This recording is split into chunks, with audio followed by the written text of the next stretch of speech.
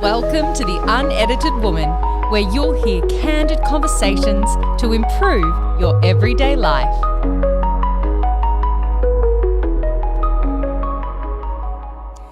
Hello, everyone, and welcome to episode 1 of the Unedited Woman. My name is Butterss. I am the makeover mentor, and I'm here to help guide you through a physical, emotional, and spiritual transformation. Oh my goodness, episode 1, here we go. I cannot tell you how excited I am to be back in front of the pod mic. For those of you who have been following my journey, you'll know that I had a previous podcast called Behind the Smile. And Behind the Smile was a podcast that I created towards the beginning of my sobriety journey. And it was a passion project that was really fueled by a mission to want to remove the stigma around mental health, trauma, and addiction. And we did that. Everybody that listened to the show, everybody that supported the show, we created this incredible community and a phenomenal podcast that really helped to change lives. And it was such an incredible experience. In fact, I still get messages to this day from people who are still listening to the show, who are still just discovering the show. I think that's one of the coolest things about this medium of podcasting is that they can live on forever. And then people who may have listened to the show a while ago and then have shared it with friends and family and so on. So the ripple effect has just been incredible. And I absolutely loved that chapter. But as with everything, we move through seasons in life, and I knew deep down that that particular season of my life was coming to an end. I was starting to go through some pretty deep transformations in my own life, and I wanted to be able to share on more of that. So rather than just focusing on recovery and sobriety, I decided to take a step back, really focus on the transformation work that I was doing with my clients and with myself.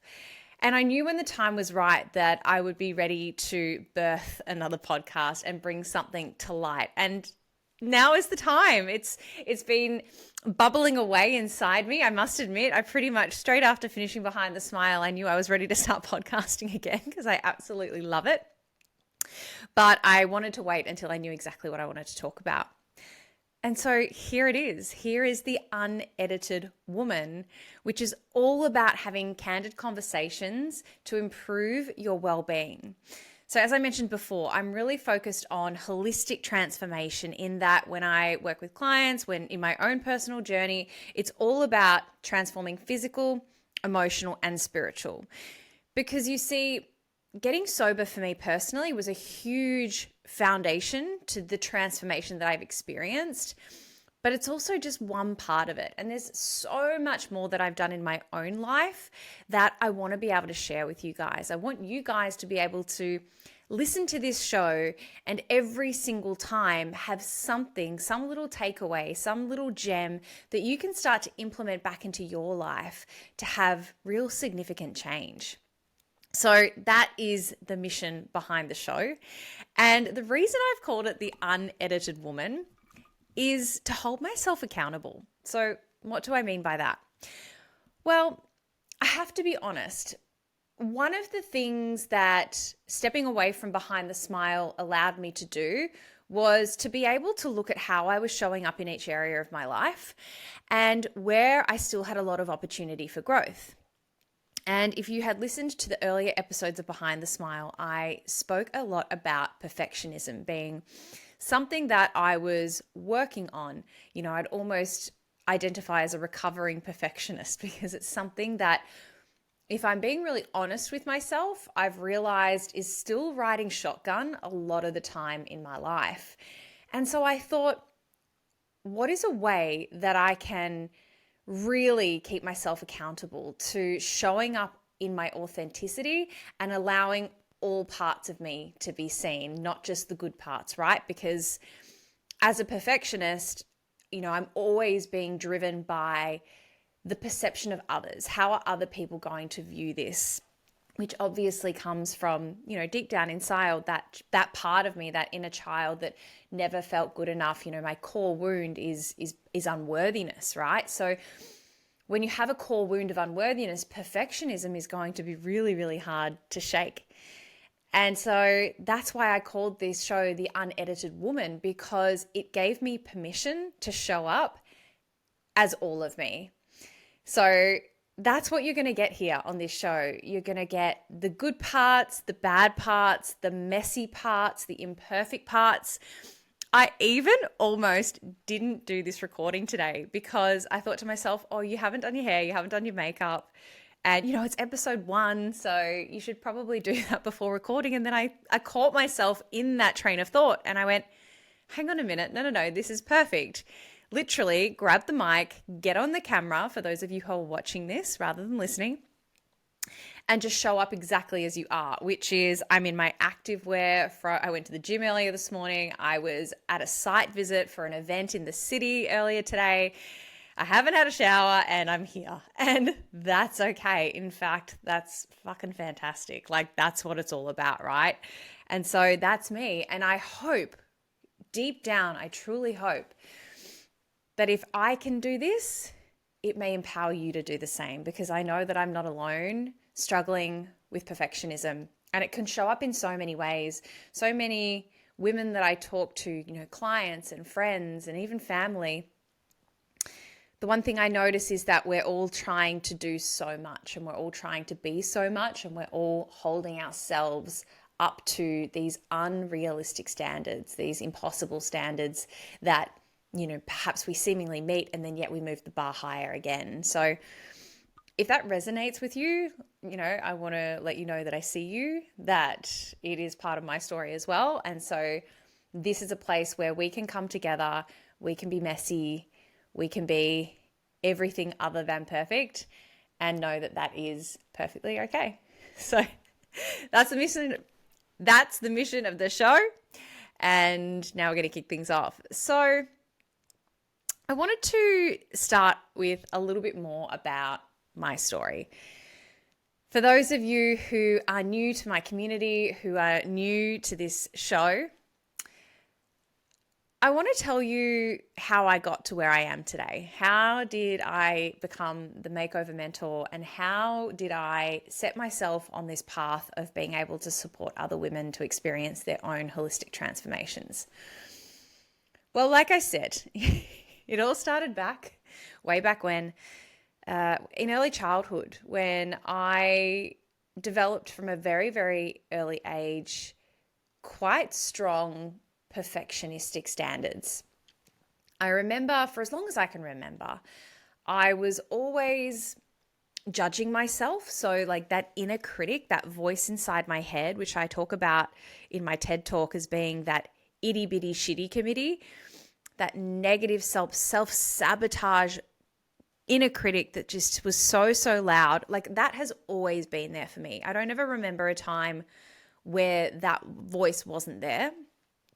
And so I remember from the earliest age always trying to change myself to fit in, to adapt, almost like a chameleon. I would walk into a room, I would read the energy, and based off what I could pick up, I would mold myself into who I thought I needed to be in that moment for you to love me, which was coming from this wound of unworthiness that I spoke about earlier, and this just real deep belief that I wasn't enough. And if you've listened to Behind the Smile, you'll know that I grew up in an alcoholic home. There was a lot of drinking going on at the time, and my parents weren't home a lot of the time. And so as children, Dr. Gabor Mate talks about this beautifully, where he talks about children being inherently narcissistic. And what he means by that is that children think everything is their fault. So if the mum and dad are fighting, or the two primary caregivers are fighting, the child will often believe that it is something that they have done that has caused that to be the case. So, my little brain, when I was 3, 4, 5 years old, didn't realize that a lot of the arguing that was going on, a lot of the yelling, a lot of the disconnection that I was observing was due to alcohol. It had nothing to do with me, yet at the time I thought it was my fault. And so, like I said, that became the precipice to this really strong, loud, negative voice that consumed my thoughts. And the way that I tried to combat that at the time was to be really good at everything that I applied myself to. My brother was a really gifted sportsman, and our family spent a lot of the time watching him on the sporting field. And I was not blessed with sporting talents. And so I remember diving into the world of music, and I became obsessed with music. I played almost every instrument under the sun by the time I was 12. But it was actually singing that became a really big part of my life. And in particular, I was trained as a classical singer, and I sang in choirs, and I had the opportunity to travel the world singing by the age of 16. And that was really amazing. But, you know, nothing ever really filled what I describe as the hole in my soul, that emptiness, that deep, deep feeling of not being good enough. It didn't matter what achievement I had, the accolades, the praise when it came, nothing ever felt like it was enough. And those impossible standards that I was talking about before, they would continue to grow, and the bar would get higher and higher and higher. And around the age of 12 is when I discovered alcohol. And I won't go super into the story here today, but all I'll say is that when I drank alcohol for the first time, it was like everything went quiet. For the first time, for as long as I could remember, there was peace in my head. There was stillness. The voices, the noise, the criticism was almost put on mute. And I remember thinking to myself, oh my God, I want more of this. And so I can see now, looking back, that I was drinking for effect from pretty much the first day, from the first time I tried alcohol. It was never about the taste. It was always about the effect. And that's the way I drank for the next 2 decades. And when you drink like that, a lot of chaos comes with it. You know, I damaged a lot of relationships over that time. I managed to keep areas of my life looking okay from the outside in, because that perfectionism, that type A personality, wanting to make sure that everything looked okay, you know, that really fueled me to continue getting the achievements. And, you know, whether it was progressing in work, you know, I went to uni, I got my degree in journalism. I started working in the corporate space and climbing the corporate ladder. And, you know, by the time I got to actually giving up alcohol, which was in 2020, by that time, things had gotten really, really bad.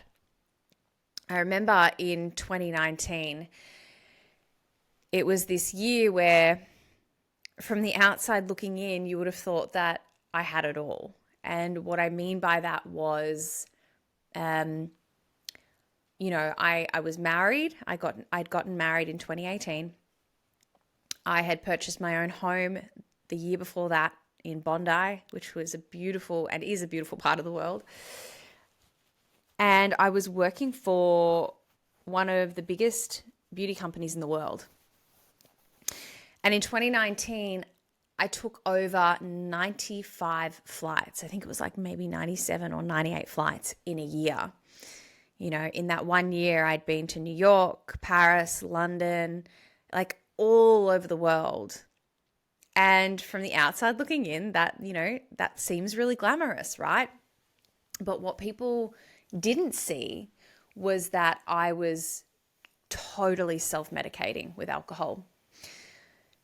I had gotten to a point in my life where I was so confused with what was going on internally, because I had gone and done all the things that I thought I needed to do to be happy.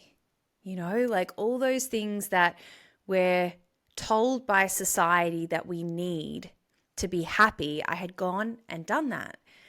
And yet I felt completely miserable. You know, I was dealing with grief from the loss of my brother-in-law in 2018. And I know that that was something that really accelerated my drinking, but that wasn't the only thing. Every area of my life was seemingly falling apart, but in a really slow, insidious way. And I thought that that was my fault. I thought that it was because I was weak, that I wasn't enough. Again, like I would continue to fuel the idea that you're not enough, you're unworthy, you're unlovable. All this crazy stuff. And then I would get home every night and I would just drink to blackout because it was the only way that I was able to almost be with my thoughts, because it was so uncomfortable being with my mind, particularly when I was sober. And so this went on for 2 years until the beginning of 2020. And that's when I hit my rock bottom moment. And I knew that I needed help when I had gotten to the point that I realized I couldn't blame anyone else any longer, because for a long, long time, I would blame everything and everyone else around me for the situations I was in, for the problems that were happening. You know, I was incapable of taking ownership over that stuff. I was in deep, deep denial. And I certainly didn't think that alcohol was the problem. And yet I hit this moment, I had a rock bottom, and I reached out to my family who were able to help me. And I ended up checking into a treatment center at the beginning of 2020. And that was a really interesting time, because even walking into the doors of that rehab, I still didn't think that I was an alcoholic. I just thought that I had a drinking problem, and that if I went to rehab, they would teach me how to drink like a lady. And then I'd be able to go back and enter into the world, and, you know, all my problems would go away.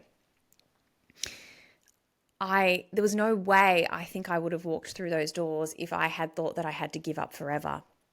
Because at the time, alcohol was my strategy for coping with life. And I actually just didn't know how to do life without alcohol. And I didn't think it was possible. Like, I literally thought my life would be over if I got sober. And yet, what I realized throughout the 3 weeks that I was an inpatient at this hospital was that I was using alcohol to deal with life, because I'd never been taught how to actually process my emotions in a functional way. And so once I was able to start to do the deep inner work, the childhood trauma work, the somatic work, then I was able to learn all of these beautiful tools and ways to be able to express my emotions and sit with my feelings without needing a substance to blunt the edges.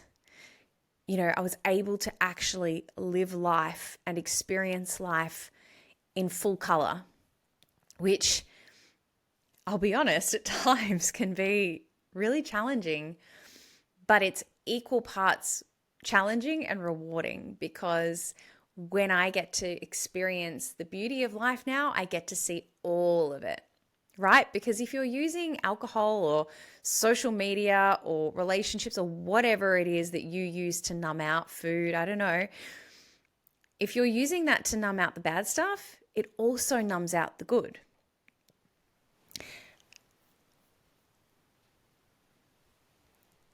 And so nowadays I get to live this life where I feel everything, but I was only able to do that by doing the therapy, by doing the work, and by removing alcohol from my life. Because as long as I continued to drink, I would stop the growth. I would stop myself from being able to sit in my feelings and actually have emotions be processed in real time, which allows me to continue to grow and evolve. And so I came out of rehab, and then the craziest thing was that the world was in lockdown. So I went into rehab on the 24th of February, 2020. And it was about 10 days after I got out that Sydney, which is where I was living at the time, went into its first lockdown.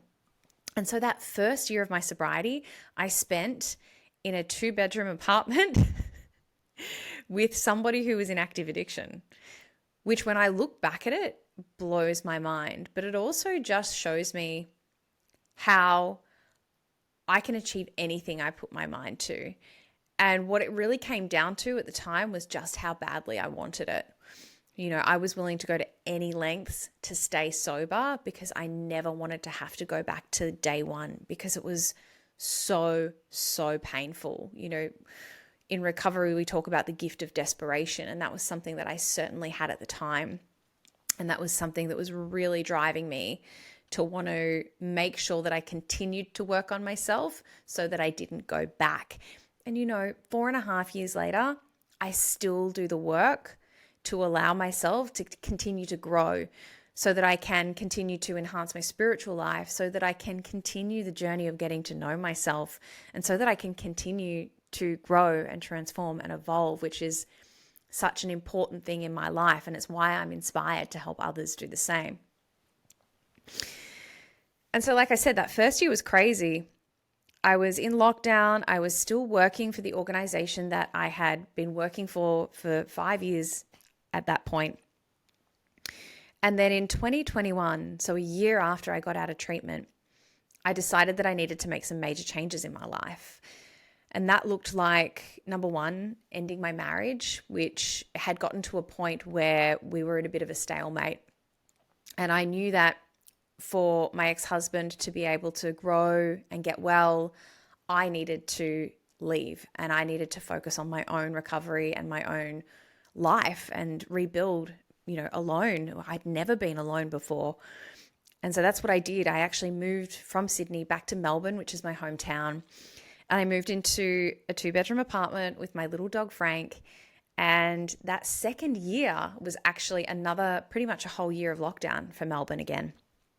And so that was like, I'd gone from never being alone, never not being in a relationship pretty much, to being completely alone and in isolation. But you know what? That was such a gift at the time, because what it allowed me to do was truly get to know myself. I want you to think about this for a minute. Like, how many of you have actually, number one, lived alone? Like, I think a lot of women don't live alone. And, you know, that could be for obvious reasons. It might be for financial reasons. It might be for safety reasons. You know, a lot of the time people go from that share house to then dating, to then living with their partner, and then they're married and kids and all the rest. Have you ever lived alone? And if you haven't, like, how often do you actually get to spend time on your own? Because I'm telling you right now, time on your own is absolutely pure. It is so golden. Those moments where you can actually just sit with self and be with self are so, so powerful if you're wanting to continue to grow and evolve. And so that's what happened in that year.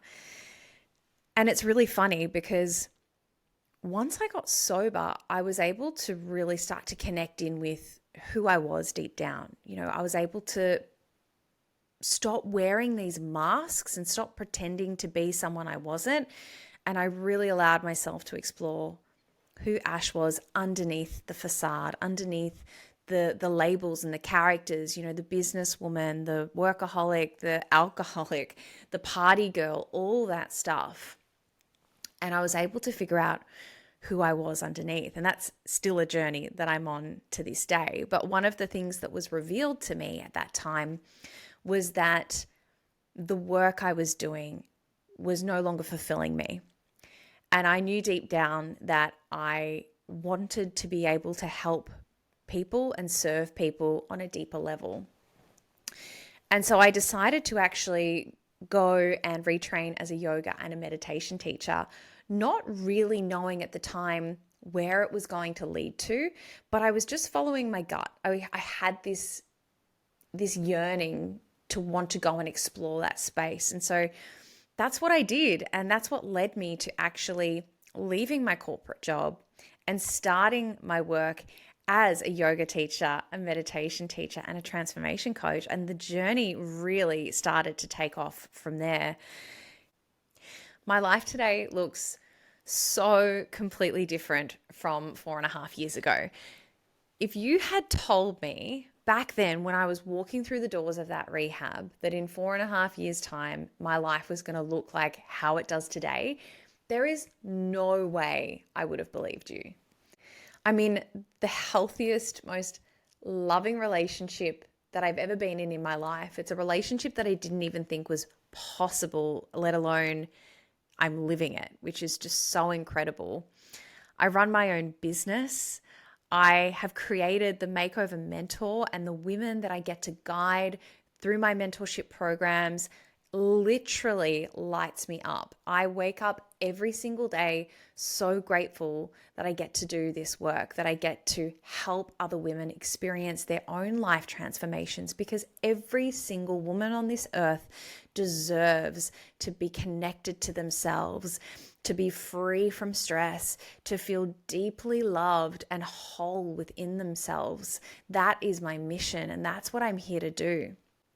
To allow people to experience not just a physical transformation, not just an emotional transformation, not just a spiritual transformation, but all three of those, to allow people to step into their wholeness is what lights me up inside. And there's a reason that I take this holistic approach when I am talking about transformation, because it's been my experience that you can't just focus on one area and expect yourself to feel complete, to feel whole.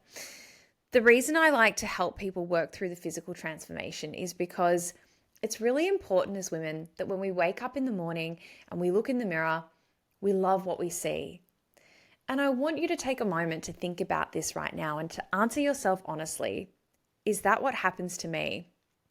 Or do you wake up in the morning, your feet hit the ground, and before you've even gotten out of bed, the head has started. It's started to tell you all the negative things. You're starting to feel stressed and overwhelmed about the day. You wake up, you look at your body, you start to tell yourself that you don't look good enough. You look in the mirror, you focus on the flaws, rather than seeing the true essence, the true beauty that lies underneath. And sure, you can pay makeup artists and stylists and injectors to seemingly fix all of that stuff. But unless you're doing the inner work to actually reframe your mindset and to really focus on building that confidence to allow yourself to radiate from the inside out, then you're never going to truly feel beautiful. You're never going to truly feel confident. And that self-love won't be nurtured. That's why I love to help people with the physical transformation. Then when it comes to the emotional transformation, I'll see a lot of people go off to a retreat, say. They're super stressed and they're like, okay, I'm going to go off to this retreat for a week. Now, don't get me wrong. I am all for retreats. In fact, I run a retreat in my mastermind and I think they're an incredible experience. However, if you go on retreat and you don't take tools back to implement into your daily life, I can guarantee you that you're going to be met with the same level of stress, if not higher, than when you left for the retreat in the first place. So developing your emotional well-being and actually allowing yourself to find different tools for nervous system regulation, for different breath techniques and different mindfulness techniques, then again, these challenges are going to continue to come up and you're going to continue to feel like you're treading water and never truly able to get ahead of things in life. And then lastly, there's the spiritual side of things. And I think that this is so often overlooked. People might go to the odd yoga class or they might go to the odd meditation class. But for me, spiritual transformation really comes from you creating the deepest connection with self. What do I mean by that? Remember how I mentioned earlier that when I got sober, it was like for the first time I was able to connect with my intuition. That's what I'm talking about. I love to help people get really clear on what are the things that they're using to block themselves from self. so that you can truly create the deepest sense of connection with yourself, which allows you to feel that peace, that serenity, that enoughness. You know, my journey on working through my core wound of unworthiness has been so deeply seated in enhancing my spiritual life and coming onto the yoga mat, allowing myself to experience different practices through journaling, through gratitude, through different mindfulness techniques that continue to bring me back to self. And the more that I can journey this, again, the more that I'm able to grow and the more that I'm able to give back to others. Because here's the other thing that I hear time and time again when I'm working with clients. It's that I don't have the time to do this. You know, I've got to put my kids first. I've got to put my partner first. I've got to put work first. And I will tell you this until I am blue in the face because I'm so passionate about this point. Nobody is coming to save you. You have to put your own oxygen mask on first. We know this, right? And yet we don't do it. And then we wonder why we reach the 3 Bs, which I talk about all the time: burnout, breakdown, breakup. That's what's at the end of the line, at the end of the road. If you continue to go the way you're going, where you continue to prioritize everyone but yourself, and then you get to that point. And by the time you get to that point, it's too late. So I hope that by listening to this show, you can start to acquire the different tools that you can implement into your life to allow yourself to avoid those 3 Bs, because we don't need to get there, right? It's all about creating intervention, but it's also about showing yourself that you're worth it. Like actually taking the action to prioritize yourself. Because I'm telling you right now, every time you make a decision for yourself, where you actually put yourself first, you are unconsciously showing yourself that you are worthy. And that, consistently done over time, is what starts to create these shifts in mindset.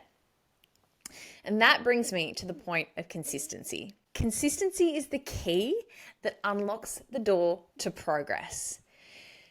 One thing that I have been over the last 4.5 years is freaking consistent. I show up in my life even when I don't want to, because I know that it's those tiny micro actions that are stacked upon each other day after day after day that make the biggest difference in my life. And you know what? That doesn't actually mean that I have to hustle and grind. In fact, a lot of this journey for me and what I've been exploring myself has actually been in slowing down, in allowing myself to create stillness and create space. Because one of the ways that I avoid uncomfortable feelings is actually by being busy. So something that I've been working on myself is being really mindful of, am I trying to distract and numb with work? Where can I create more space in my day? And where can I actually just do nothing? I went on a retreat a little while back with my mum actually to Bali, and it was so amazing because I turned my phone off for 3 days. And I actually cannot tell you the last time I did that. I want to ask you the same question. Like, when was the last time you actually did not have your phone on you for 3 days or for even 24 hours? Oh my goodness. It felt like such a beautiful reset. And it was amazing because, you know, it's crazy how often we just pick up our phone because we're bored, or we just pick up our phone in the ad break watching a TV show, or we just pick up our phone, you know, like just because. And yet every time we do that, we're stealing time away from ourselves. Every time we do that, we're missing the opportunity to have a moment with ourselves. And that's what I want you to think about. How often are you truly spending time with yourself versus creating this distraction so that you don't actually have to sit with self? But it's in the sitting with self that we get to know ourselves better. And that's the journey that we're on here together. And the beautiful thing about when you sit with self and just allow yourself to be, is that that's when you get those clear messages, that intuition, whether it's a connection with God, higher power, or with self. I find that's when the real beautiful messages drop in, right? That's how the idea for this podcast came in. It was like when I was sitting in stillness, often I find that comes in meditation, or do you know what as well, for me, in the shower for some reason. I always get downloads in the shower. But again, because I'm just with self and I'm, not distracted by anything else around me. And so allowing yourself to find those moments of stillness and to see what greatness is inside you, like what creativity, what ideas are going to drop in when you find that stillness. And so with this podcast, it is my mission that every single episode you walk away with one thing, something that you can start to do that is going to help you transform your life straight away. So today, I want to share with you some of my daily non-negotiables. Now, you might try and start by just implementing one of these in your life, or maybe you try all 5 of them. But remember that if you're new to this space, it's often best just to start layering these things one by one so that you don't feel overwhelmed. Or, you create the intention to do all 5 and you don't, and then you feel like a failure. I don't want that happening for you. So allow me to talk you through the 5 non-negotiables that I have. And then if you want to try 1 or 2 or 3 of these out, please do, and let me know how you go, because I love to hear how this changes people's lives. So the first one for me is meditation. You guys know, if you've been following along for a little while, if you follow me on Instagram, that I absolutely love meditation. Meditation for me is so important. It's something that I do in the mornings because it allows me to actually create peace in the mind. Remember, I told you, I am somebody who has a really loud inner critic. And just because I've gotten sober and I've done a heap ton of work on myself doesn't mean that voice has gone away completely. And there will be some days when I wake up and that voice is really, really loud. Meditation is that beautiful opportunity for me to just dial the voice back down, to come back to self, to connect with breath, and to truly be present in the moment.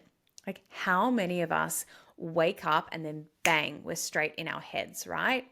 Whereas this allows you to be present and centered from the get-go. Now, if you're new to meditation, you might start with something guided. I know for me that guided meditations are so, so helpful when my head is noisy, because if I sit there in silent meditation, I find that I just end up in my head and in my thoughts. And so you can try guided meditations. There's so many amazing resources out there. If you haven't gone onto my website, ashbutterss.com, you can head there, and I've got 3 free guided meditations that you can download straight away. There are apps like Insight Timer, which are free as well. And then of course, you've got paid apps as well, like Headspace and Calm. I've used both of those and they're excellent as well. But just start with 5-10 minutes a day. Something that just gets you into the habit, because meditating is like going to the gym, but for your mind. So if you think about when you go to the gym consistently, you start to strengthen those muscles, those, your biceps, whatever. When you meditate consistently, you start to strengthen the mind muscle, and then that gets stronger as well. And then the beautiful thing is that you'll find that you start to become less reactive in your day-to-day life, because you have this ability to pause, which you guys know I love talking about the pause. It's that beautiful space between the reaction and the response. So that's what I love about meditation, is it's not just a great way to start your day, to create that intention, to really connect in with the present moment and ask yourself, how do I want to show up today in the world? But also that beautiful ability to pause and be more in control of the way that you are moving throughout your life on a day-to-day basis. So that's number 1. Then after I meditate, I pray. Now, I know that this can be a little jarring for some people, particularly if you associate prayer with religion and you've had a negative experience in that space. But I really want to encourage you to be open-minded about this. Prayer can look like anything. Prayer can be specific set prayers if there's something that really resonates for you, or maybe it's freestyling. I do both. So I will often say a couple of set prayers and then I freestyle with God. I talk to my higher power. I talk to my guides and the universe.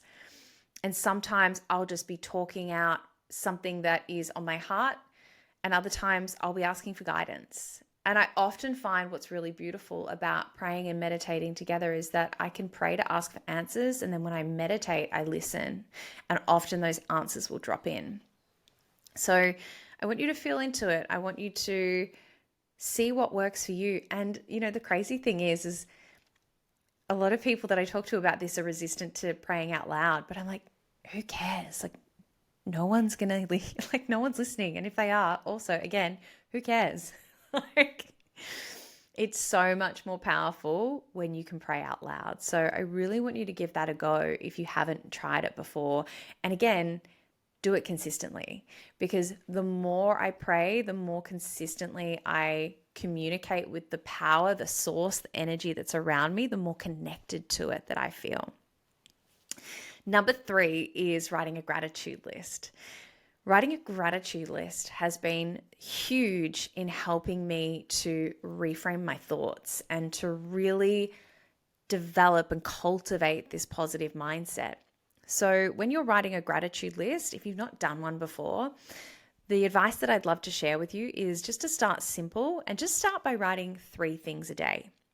Again, I actually like to do this in the morning. So this is all part of my morning routine because I find that it really sets me up for the day. I know that some people like to do gratitude at the end of the day because then they get to reflect on what's happened throughout that day. I want to encourage you to do morning so you can reflect on the day before, or do both. But again, these are all tools that really help you to set yourself up to have the best day possible. So when you're writing your gratitude lists, it can be things that are really small. It doesn't have to be the new job or, my goodness, the overseas holiday. Like, yes, they are fantastic if that's part of what you're experiencing. But it also might just be the fact that you had a safe, warm bed to sleep in the night before. It might be access to clean drinking water. It might be that you have a fridge full of healthy, fresh produce. Like, whatever it is for you, every single day I'm grateful for my health. That's one thing that continually comes up for me. So have a real feel into that. Like, I want you to do this practice being led with your heart, not your head, and really feel into the things that you're grateful for.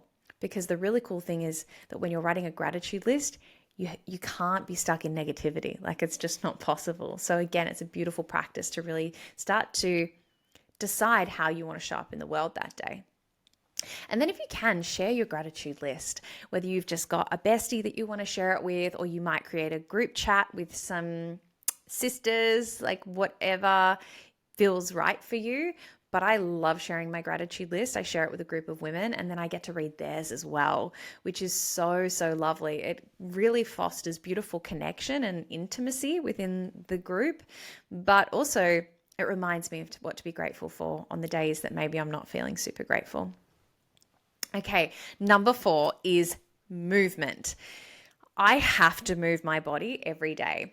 So I confessed earlier on in this episode that I am not a super sporty person. And for the longest time, I avoided exercise. I really didn't enjoy it. And, in recent years, exercise has become a really, really big part of my life. I'm obviously a yoga teacher now, but it's not just that. I do love to get onto my mat at least a few times a week. But actually getting to the gym and resistance training has been incredible for me. I find that it helps me sleep better. I'm more mindful of my nutrition when I'm training at the gym. And I love to feel strong. It's really empowering as a woman to have that feeling. So whether it's going to the gym, whether it's getting to a Pilates class, even if you can't get to a class and just going for a walk each day, like that's my bare minimum is a 30-minute walk each day. I know that if I move my body, my mind is in a healthier position to handle whatever life is going to throw at me that day. So again, this is stuff that I try to do in the morning to set myself up for the day. If there's for some reason I haven't exercised for more than 2 days, I feel it. Not in my body so much, in my head. I start to get really irritated. I start to feel resentful. Things bother me that normally wouldn't bother me. And again, the inner critic, the negative self-talk gets really, really loud. So for me, moving my body is just an absolute non-negotiable. But it's really important that you find what works for you. So if that's something that you want to focus on, then I want you to feel into it. Like, is it walking? Is it running? Is it swimming? Is it gym? Find what you love. Maybe it's a dance class. Like, it can be fun as well, but something to allow you to like get your heart rate up a little bit, move your body and, get that blood pumping. And the final non-negotiable that I have is connection. So my 3 values, I have more than 3, but I would say my top 3 are family, connection, and travel. And so I have built a life that allows me to have those 3 things in my life at all times. And so connection is a really interesting one for me because being an entrepreneur, running my own business, I actually don't see a lot of people sometimes during the day, especially not face to face. The meetings I have with my team members are generally online. When I'm seeing clients, unless I'm running events, that's also online. So it's really, really important to me that I prioritize quality connection. And that can look like either seeing a family member. I live across the road from my mum, so I get to see her most days, which is amazing. If I can't see them, making a phone call at least and spending quality time with my partner. That's something that we absolutely prioritize. He's got a job where he works pretty crazy, inconsistent hours, and I travel a lot for work, which is great because travel is a value of mine, but it also means that it's really important that we prioritize that quality time. And so when I'm doing that, when I'm in connection, when maybe I'm going to a 12-step meeting, maybe I'm speaking to sponsees, like whatever way I can feel connected to my community, to my loved ones is super, super important for me to feel whole and to feel complete. So that may or may not resonate with you if connection is a value, but they're my 5 non-negotiables. So meditation, prayer, gratitude, movement, and connection. Maybe after listening to this episode, you can create a list of your 5 non-negotiables and feel into what that looks like for you. They don't have to be the same as mine, but maybe you can borrow a couple if they feel like they might really benefit you. And again, like I said, please let me know how you go because I absolutely there is nothing more that I love than hearing about people's transformations when they start to implement these. So my friends, that is a wrap on today's first episode of The Unedited Woman. Thank you so, so much for being here.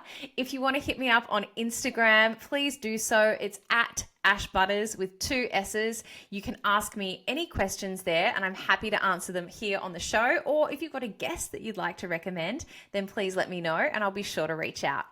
If you want to support the show and get some good karma vibes flowing, then you can do so by hitting the subscribe button and leaving a 5-star review. Thank you once again so much for joining me here and I cannot wait to see you again next time. Bye for now.